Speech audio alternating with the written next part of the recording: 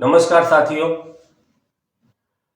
किस प्रकार से नरेंद्र मोदी 2014 में सत्ता में आ गए। उस समय तत्कालीन प्रधानमंत्री मनमोहन सिंह, किस प्रकार से सरकार को बदनाम किया गया, क्या क्या साजिश रची गई मीडिया के द्वारा, अन्ना हजारे लोकपाल के द्वारा कि लोकपाल लाएंगे, वो आंदोलन चालू करवाया, रामदेव से आंदोलन चालू करवाया, तरह तरीके से सरकार के ऊपर घोटाले का आरोप लगाया, अच्छे दिन का वादा किया और ये कहा कि कितना इसमें सरकार में घोटाला है, कोयला घोटाला है, 2G है, जो आज तक साबित नहीं हो पाया और सबको क्लीन चिट मिल गई कि कोई घोटाला हुआ ही नहीं था। झूठ के ऊपर और भारतीय जनता पार्टी ने देश की जनता को केवल एक झूठा वादा दिखाया, झूठा सपना दिखाया। उसके लिए एक बहुत ही मनोवैज्ञानिक एक भाषण दिया कि अच्छे दिन आएंगे। उसके भाषण के पीछे एक ही मंशा थी कि जिसको भी ये सुनाई दे तो उसको ये एहसास हो कि अच्छे दिन आएंगे, जो अभी हम जी रहे हैं वो अच्छे दिन नहीं है। इसका मतलब ये हुआ, जिस प्रकार से जैसे हम आपको बोले कल ठंडी बहुत पड़ेगी, कल ठंड बहुत पड़ेगी, तो आपको आज ही महसूस होगा कि आज ठंड कम है। उसी प्रकार से कि अच्छे दिन आएंगे और लोगों को यह लगा कि अभी अच्छे दिन नहीं है, अच्छे दिन 2014 के चुनाव के बाद आएंगे। काला धन की बात किया, लोगों को लालच दिया, पैसे की लालच दिया कि हम सत्ता में आएंगे तो विदेश से इतना काला धन पड़ा हुआ है, लाखों करोड़ रुपया पड़ा है, हम लेकर आएंगे और आपको सबके खाते में 15-15 लाख रुपया देंगे। पैसे का लालच दिया। नौजवान थे, उनको यह वादा किया गया झूठा कि आपको हर साल 2 करोड़ नौकरी देंगे। नौजवान उसमें फंस गए। जो सीनियर सिटीजन थे, जो सर्विस में थे अभी, उनको यह वादा किया आप तो हमेशा ईमानदारी से टैक्स देते हो, आपको भी जो काला धन आएगा तो उसमें से भी कुछ परसेंटेज आपके खाते में जमा करेंगे। हर तरह से पैसे का लालच, कहीं पर किसी को झूठा वादा, नौकरी का लालच, हर प्रकार से। और ये दिखाया गया कि ये सरकार में बहुत ही भ्रष्टाचार है, हम आएंगे तो आपको अच्छे दिन आएंगे, महंगाई कम होगी, उसका झूठा वादा किया।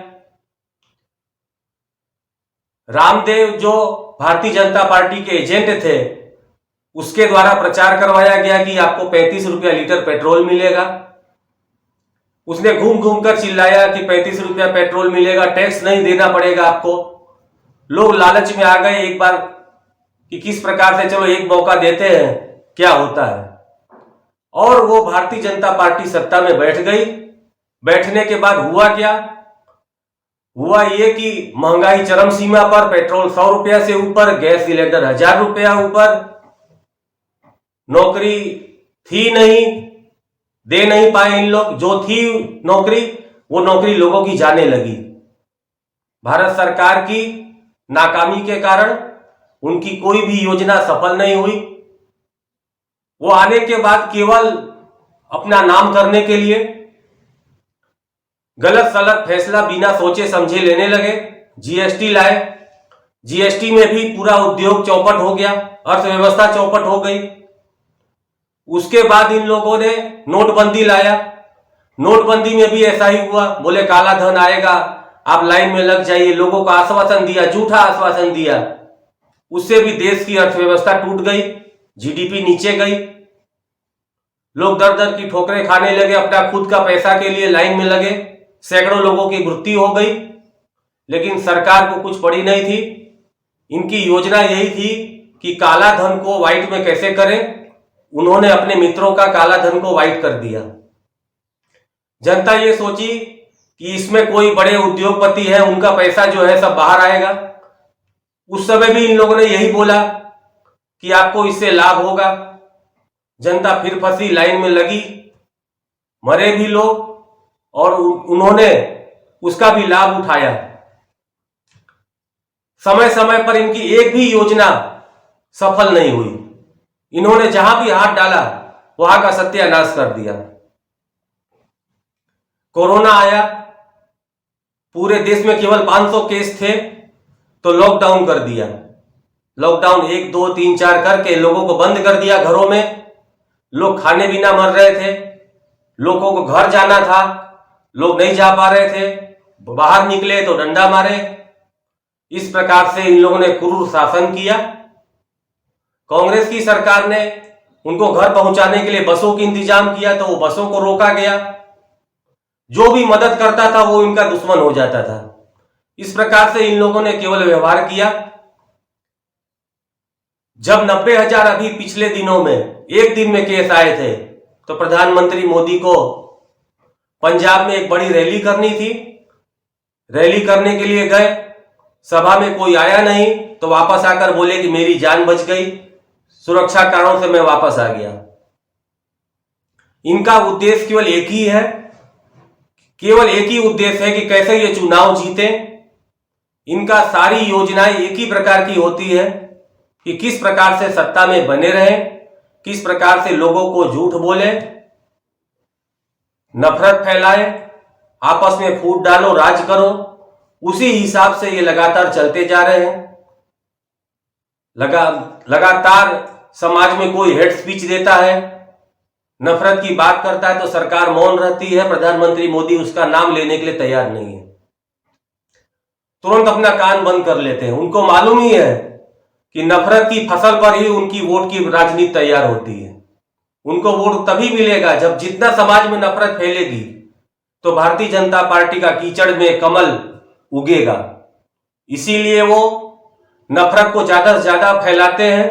उनको पता है कि जनता यदि एक हो गई, आपस में भाईचारा होगा तो भारतीय जनता पार्टी का नंबर आने वाला नहीं है, क्योंकि इनकी कोई भी काम के हिसाब से ये वोट नहीं मांग सकते। हिंदू खतरे में है, कभी बोलते हैं कि वो मंदिर खतरे में है, कभी पाकिस्तान की बात करें, चाइना हमारी सीमा में घुस जाता है तो बोलते हैं कोई घुसा नहीं है, कोई आया नहीं है।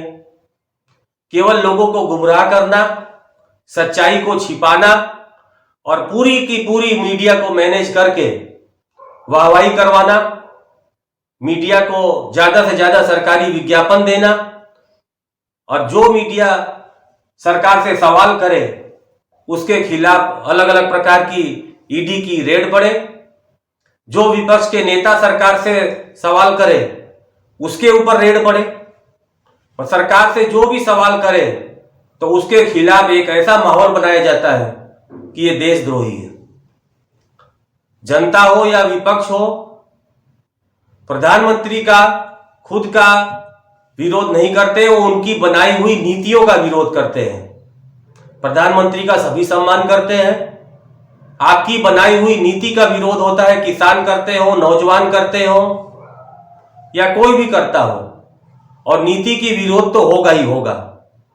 जब तक लोकतंत्र है तब तक सरकार की गलत नीतियों का विरोध होगा। यही एक अच्छा लोकतंत्र की निशानी है। जिस लोकतंत्र में विरोध नहीं होगा, सरकार की आलोचना नहीं होगी, तो वो लोकतंत्र माना ही नहीं जाएगा। संविधान ने एक ताकत दी है कि 5 साल में चुनाव हो, जनता द्वारा चुनी हुई सरकार हो, और यदि वो सरकार काम नहीं करती है तो जनता उसकी आवाज उठाए, विपक्ष उठाए, पत्रकार हो, मीडिया हो, वो उठाए। इन्होंने एक एक करके सबको अत्याचार करके, तानाशाही कर कर मीडिया को गुलाम बना डाला, जनता को डराया जाने लगा कि आप हमारा विरोध नहीं कर सकते। एक प्रकार से ऐसा मैसेज दिया जा रहा है कि जो सरकार का विरोध करेगा वो देशद्रोही है। पहले भी सरकारें थी, सबका विरोध होता था, कोई कभी ये नहीं कहता था कि ये देशद्रोही है। जो विरोध करता है वो हमारे भारतीय है, कोई बाहर के नहीं है। लेकिन केवल नफरत फैलाना, धर्म के नाम पर वोट लेना, जब भी इनकी विफलता होती है, कोरोना में ऑक्सीजन नहीं दे पाए, बेड नहीं दे पाए, स्वास्थ्य सुविधा नहीं दे पाए, तो चुनाव में आज धर्म की चादर ओढ़कर सो गए हैं, धर्म को आगे लाते हैं, हिंदू के नाम पर वोट मांगते हैं, हिंदू खतरे में है, अलग अलग बात करते हैं। कभी अयोध्या की बात करे, कभी काशी की करे, कभी मथुरा की करे। जब इनको वोट नहीं मिलता है, सत्ता इनसे जाने लगती है, तब ये धर्म की चादर ओढ़ लेते हैं, उसके पीछे छिप जाते हैं अपनी नाकामी छिपाने के लिए।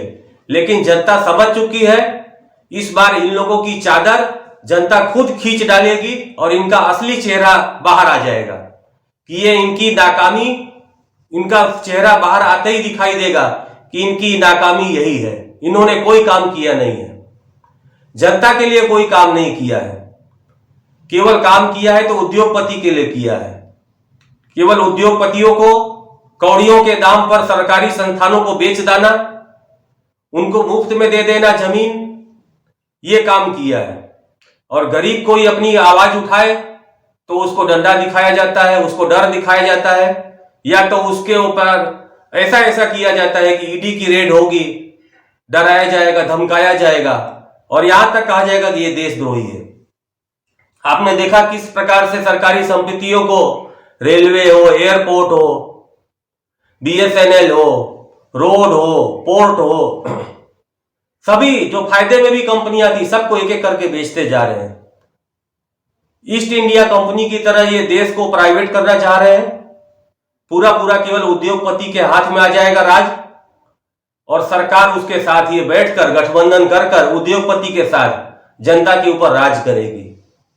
ये राज करने के लिए आजादी नहीं मिली थी, जनता की सेवा करने के लिए सत्ता होती है कि आपस में चुनाव करिए और जो जीतेगा वो जनता की सेवा करेगा। लेकिन इन लोगों ने ये समझ लिया कि अब इस देश पर हम राज करेंगे। तो ऐसा जनता समझ चुकी है, जनता आने वाले दिनों में इसका जवाब जरूर देगी। जय हिंद, धन्यवाद।